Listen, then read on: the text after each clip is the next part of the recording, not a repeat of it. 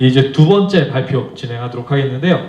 첫 번째 성우님께서는 북한의 도발에 대해서 말씀을 해주셨습니다. 그런데 유신과 관련해서 우리가 뺄 수 없는 사실이 닉슨 독트린이라는 것이 있습니다. 닉슨 독트린에 관해서 연세대 정외과 이단원님 나오셔서 발표해 주시겠습니다. 큰 박수 부탁드리겠습니다.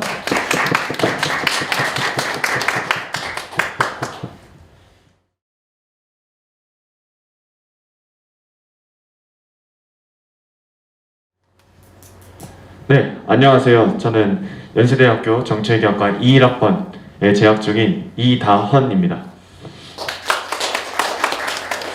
네, 저는 오늘 이 닉슨 독트린에 관해서 이야기를 해보려고 하는데 1969년 7월에 발표된 닉슨 독트린은 유신의 결정적인 계기가 되는 사건이었습니다.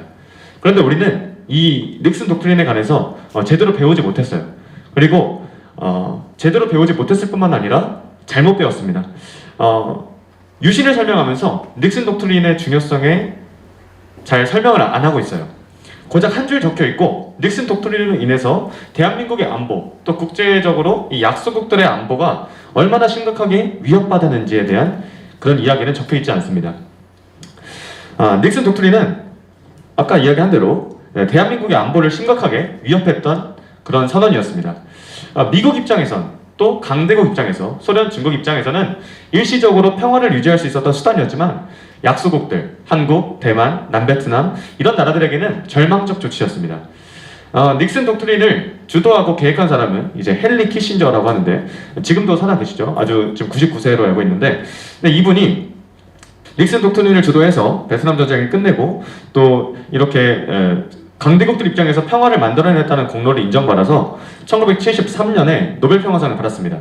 그러나 이 노벨평화상도 받고 그들이 평화라고 외쳤던 그 국제 체제 속에서 문화대혁명으로 중국에서는 수천만 명이 죽었고 캄보디아에서는 이 마오이즘을 추종하는 이 폴포트가 이끄는 크메르 루즈 정권이 국가의 발전을 가로막는 자들은 모두 죽어야 된다고 하면서 아까 이야기한 대로 캄보디아 전체 인구의 4분의 1 정도를 죽였습니다.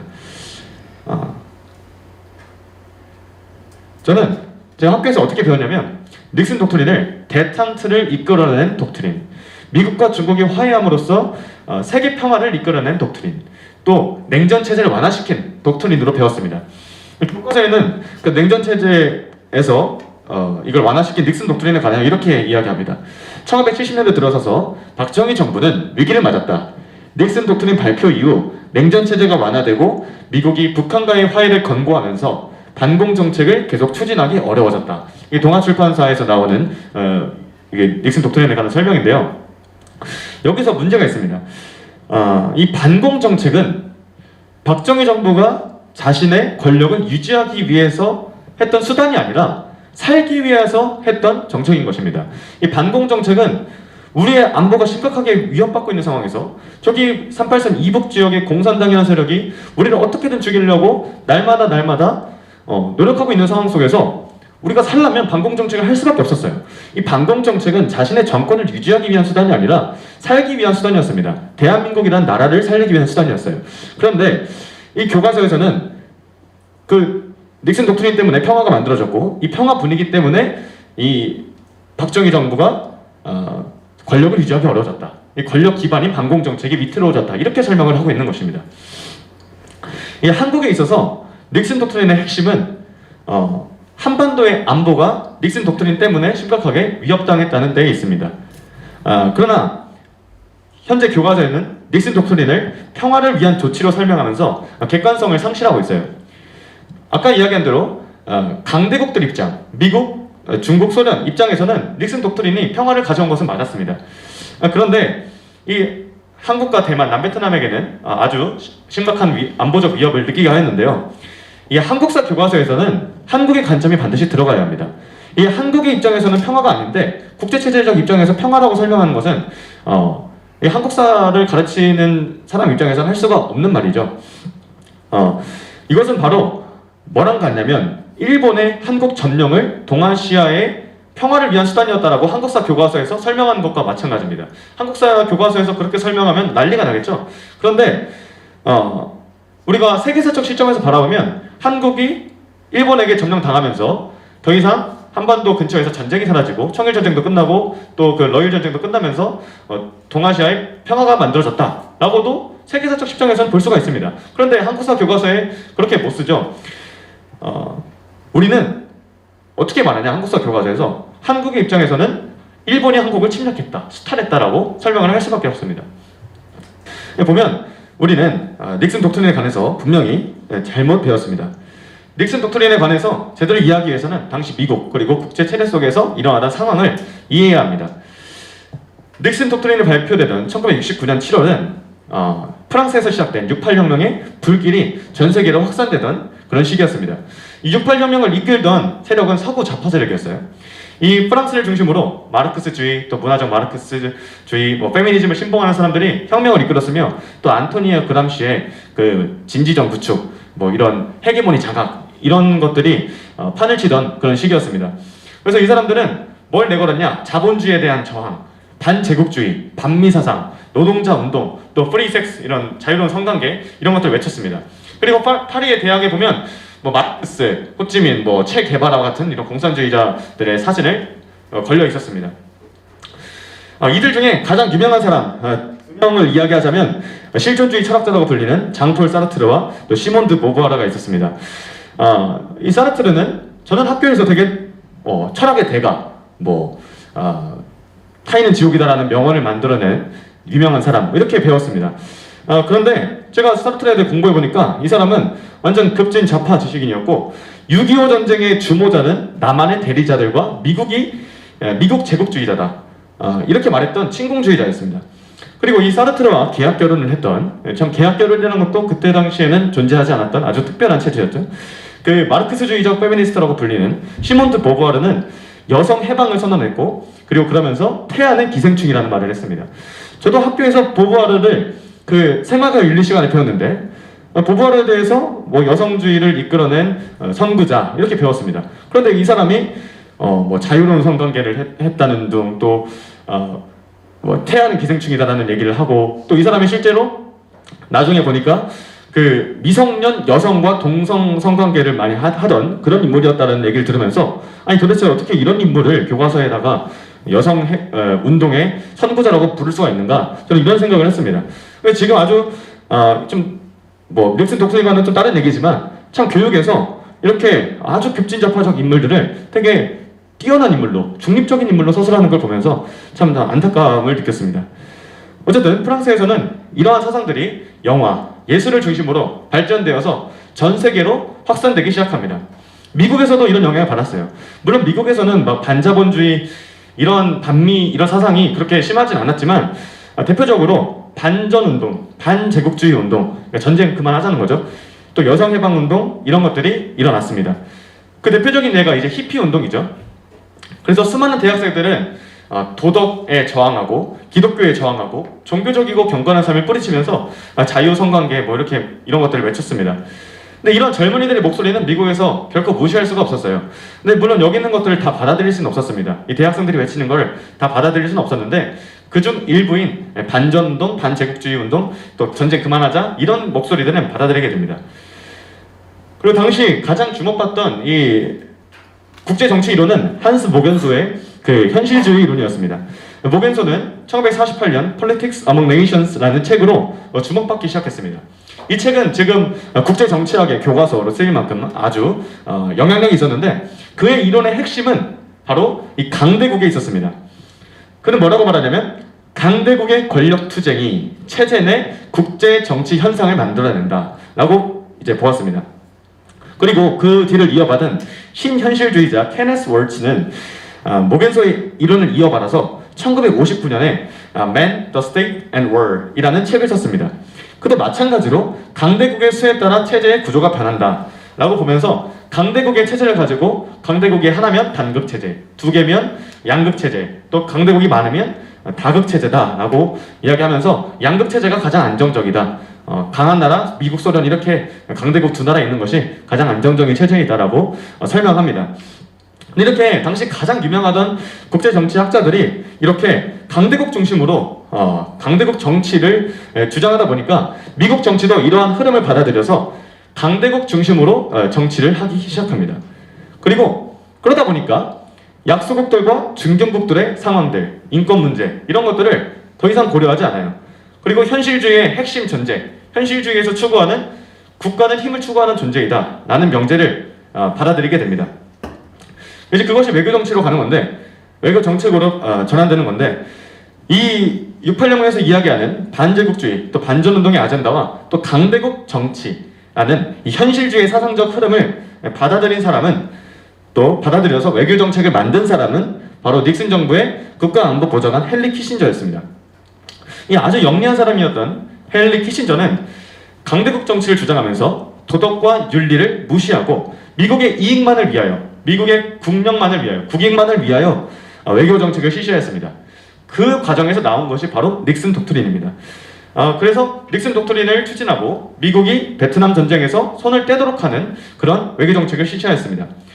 그래서 전쟁이 끝나니까 세계 평화를 주도했던 이유로 노벨 평화상까지 받은 것이죠. 그러나 뭐 강대국 입장에서는 평화를 만들어낼 수 있었다고 볼 수 있어도 그는 도덕적이고 정의로운 사람은 아니었습니다. 또 모든 악을 눈감았죠. 그 악이라는 것은 바로 이 문화대혁명에서의 엄청난 학살, 또 캄보디아에서의 엄청난 학살이죠. 이런 악들을 눈감았습니다. 그 크리스토퍼 히친스라는 사람이 있어요. 이 사람은 키신저 재판이라는 책에서 키신저에 관해 이렇게 말합니다. 대를 위해서 소를 희생시키고 우리 편은 선이고 반대편은 악이라는 진부한 규칙에 충실하느라 숱한 악에 눈을 감았으며 많은 경우에는 스스로 악을 행하기도 했다라고 비판하였습니다. 이렇게 히친스의 비판처럼 헨리 키신저의 외교 정책은 미국을 자유민주주의의 수호자라고 치켜 세우면서도 중국에서 일어난 대량 학살, 문화대혁명, 또 이런 걸 무시하고 캄보디아에서 일어난 그 킬링핑들 학살도 묵인한 것입니다. 이제 제가 지금까지 이 국제 정치적인 상황, 이런 현실들을 이야기했는데, 아까 성원님이 그 한반도 상황을 잘 이야기해주셨죠. 간략하게 다시 리마인드하고 넘어가면 이게 뭐 엄청난 무력 도발이 있고, 또 우리나라 쳐들어오겠다고 하고, 또 김신조 사건 청와대까지 쳐들어오고, 또 뭐 미국 군함이 납포되기도 하고, 이게 뭐 106년 만에 납포된 거라고 하더라고요. 미국 군함이 다른 나라에게 잡힌 것이. 어쨌든 지금 이런 일들이 일어나고 있는 것이 언론을 통해서 공개됐기 때문에 당시 우리나라 사람들은 엄청나게 두려워했습니다. 야, 전쟁 일어나는 거 아니야? 지금 만약에 이 미국의 비무장 정찰기가 저기 동해 상공에서 북한한테 격추돼가지고 31명이 다 죽었다 라는 기사가 나오면 그때 아마 바로 전쟁이 일어날 거라는 공포심이 엄청나게 생기겠죠. 우리가 천안함 때도 그랬고 영편도 그 포격 사태도 그랬고 아주 전쟁이 일어날지도 모른다는 위기감에 두려워했었는데 이때 당시도 반드시 그랬을 것입니다. 지금 그 우리가 느끼는 북한에 대한 두려움보다 이때 당시는 훨씬 두려웠다는 것이죠. 그런데 이렇게 북한이 만행을 저지르는데도 불구하고 미국은 별다른 조치를 취하지 않았습니다. 지금이었으면 북한에 핵이 떨어질 수도 있었을 것 같은데 당시 상황은 참 이상했어요. 감히 이 북한이 세계 최강대국 미국의 군인들을 죽이고 뭐 배를 납포하고 뭐 비행기를 떨어뜨리고 그리고 또 당시 그 미국의 동맹국인 한국의 수장 대통령을 암살하려고 그 암살 대원들을 보냈는데도 우리의 우방이라고 여겨지는 미국이 침묵하던 시기였습니다. 미국 외에는 한국이 의지할 곳이 없었어요. 그런데 이 미국이 믿을만하지 못하던 그런 분위기였습니다. 이렇게 미국이 아주 못마땅한 상황 속에서 1968년에 당선되고 1969년 1월 20일부터 37대 대통령의 임기를 시작한 닉슨은 고립주의 정책을 표방합니다. 그리고 대통령 임기를 시작한 지 6개월 만에 1969년 7월 25일 괌에서 닉슨 독트린을 발표했습니다. 닉슨 독트린의 내용은 다음과 같습니다. 미국은 앞으로 군사적 개입을 피한다. 미국은 약속을 지키겠지만 침략에 대하여 아시아 각국은 스스로 협력해서 대처해라. 미국은 정치적이고 군사적이고 직접적인 과잉 개입은 하지 않는다. 또 아시아의 각국에 대한 원조는 이제부터 경제 원조로 전환한다. 이렇게 하면서 아시아의 방위는 아시아 당사국이 담당하라는 이런 닉슨 독트린을 발표했습니다. 그 닉슨 독트린 이후에 어떤 일이 일어났냐? 먼저 대만 해협에서 미 해군 7함대가 철수했어요. 그리고 그 대만 해협에서 철수함으로써 중국과의 관계를 개선했습니다. 그리고 1971년에는 2만 명 병력의 주한미군 제7사단을 한국에서 철수시킵니다. 그리고 71년 10월에는 중국을 유엔 안보리 상임이사국에 가입시켜요. 근데 이렇게 친중 정책을 펼치고 또 동아시아에서 고립주의 정책을 펼치던 이 시기에는 계속 이야기하지만 중국에서는 수천만 명이 죽어가고 있던 시기였습니다.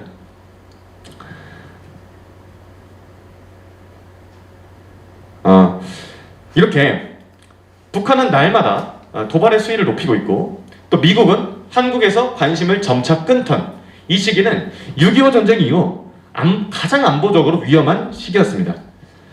이 대통령 자신의 일거수 일투족에 의해서 4천만 명의 국민이 목숨이 달려있는 상황이었어요.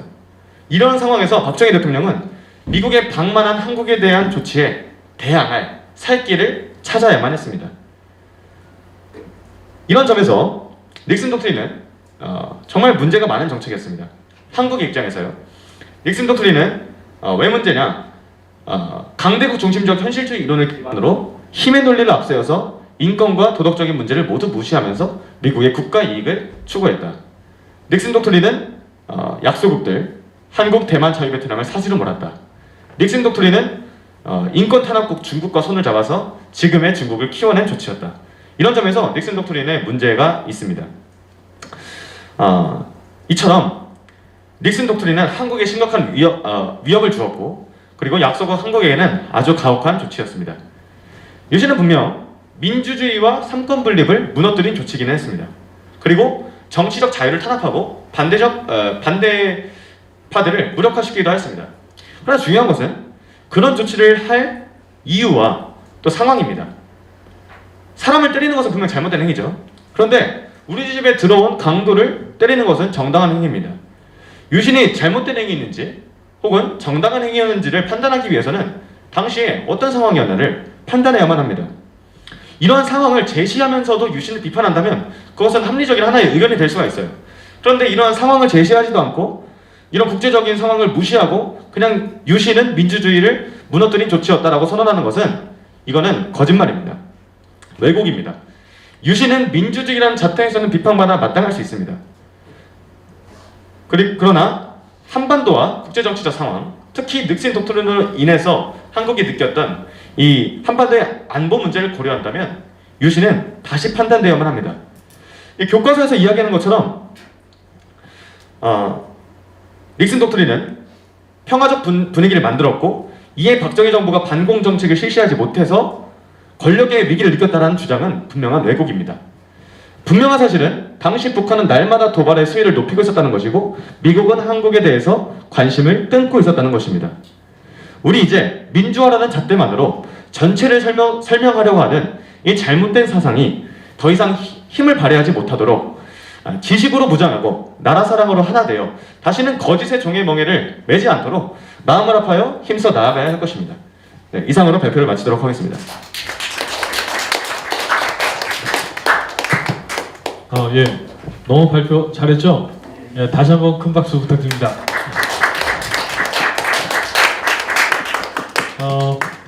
닉슨 독트린 아까 전에 그 고등학교 때 어떻게 배웠는지 그거 아주 잘 정리를 해줬어요. 그 동아교과서 동아출판사 책으로 공부를 했나요? 고등학교 때? 그건 아닌데 제가 그 역사 공부를 하면서 그러니까 제가 어떻게 배웠나를 돌아보기 위해 PDF 파일을 좀 다운받아 봤습니다. 근데 그 중에 하나를 참고했던 거였습니다. 예, 그 닉슨 독트린 교과서에 보시면은 그러니까 냉전 체제를 완화한 그리고 또 이렇게 그 평화 시스템을 이렇게 구축하기 시작한 그 해빙 모드의 시작으로만 나옵니다.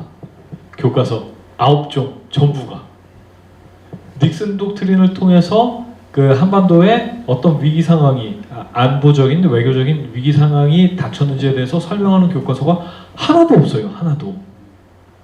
놀랍습니다. 놀랍습니다. 그 다운님은 그 닉슨 독트린에 대해서 그 이번에 그 처음으로 자세하게 좀 보게 된 거죠? 그렇죠. 예, 어땠어요? 보면서. 내가 지금까지 너무 잘못 배웠구나. 예. 그리고 한국사 선생님이 닉슨 독트린을 또 잘 몰랐습니다. 네. 예, 그러신 경우가 많은 것 같아요. 그러신 경우가 많은 것 같아요.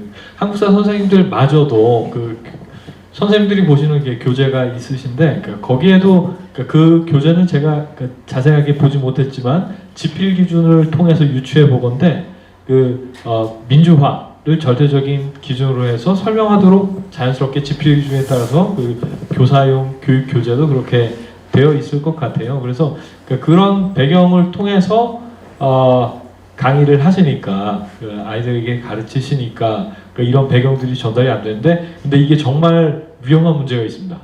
뭐냐면은 학생들을 바보로 만드는 거예요. 왜냐면 그 당시에 역사적인 맥락, 상황에 대한 설명이 없이 민주화라는 도그마를 주입시켜 버리는 겁니다. 그러니까 이게 합리적인 종합적인 사고가 불가능해지는 거예요. 그래서 이게 교과서 다운님께서 아주 잘 그 동아 출판 교과서에 나와 있는 내용을 잘 정리해 주셨는데, 교과서 자체가 그 학생들의 종합적인 사고를 막는 방향으로 지금 이렇게 서술이 되고 있는 것 같아가지고 참 안타까운 생각이 들었습니다. 오늘 발표를 준비를 하면서 이렇게 종합적으로 어떤 생각이 들었어요? 오늘 사실 이렇게 닉슨 독트린이 가장 중요한 주제 중에 하나였는데, 물론 다 셋 다 중요한 주제지만, 예. 나도 많이 세뇌당했다는 생각을 했습니다. 저는 나름대로는 고등학교 때도 깨어있다고 생각을 했었거든요. 그러니까 저는 15살 때 이승만 대통령이 훌륭한 분이었다는 사실을 알고 그 뒤로부터 이승만 대통령 공부를 많이 했습니다. 그래서 책도 읽고 강의도 많이 듣고, 그래서 학교에서 선생님이 이승만 대통령에 대해서 왜곡해서 말하거나 혹은 단편적으로 나쁜 사람이었다라고 단정하면 저는 저 거짓말이다 라고 이제 판단을 했었어요.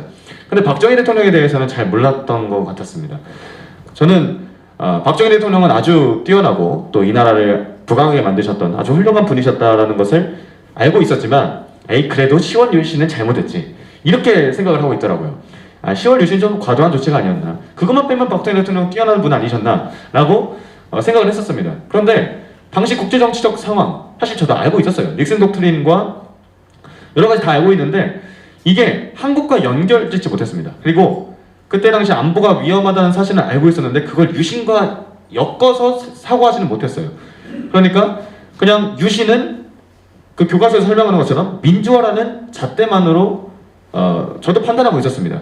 당시 국제 안보적인 상황을 알고는 있었지만 그걸 결부시키지 못했기 때문에, 그리고 항상 유신을 설명할 때면 민주화만 가지고 설명을 하기 때문에 저도 어떻게 보면 세뇌가 됐었던 것이죠. 그래서 발표를 준비하면서 나도 많이 세뇌돼 있었구나, 더 겸손하게 내가 이 아는 지식들을 더 점검해야겠다, 더 내가 노력해야겠다는 생각을 했습니다. 네. 오늘 발표하면서 말씀을 해주셨지만 중국의 문화대혁명 사람들 엄청 많이 죽었잖아요, 그렇죠? 그리고 또 킬링필드도 알고 있잖아요, 사람들이. 근데 이걸 유신하고 연결을 못 시켜요. 딱 유신 때였거든요. 유신 전후로 한 국제적인 정세였는데, 이런 것들이 체계적으로 종합적으로 연결이 될 때, 이런 교육들이 시행이 될 때 대한민국에 또 다른 발전이 있지 않을까. 또 과거의 역사, 그러니까 이승만 대통령 그리고 또 박정희 대통령에 대한 재평가도 건강하게 이루어질 수 있지 않을까, 이런 생각을 해봤습니다. 너무 훌륭한 발표 진행해준 이다은님 큰 박수 부탁드리겠습니다.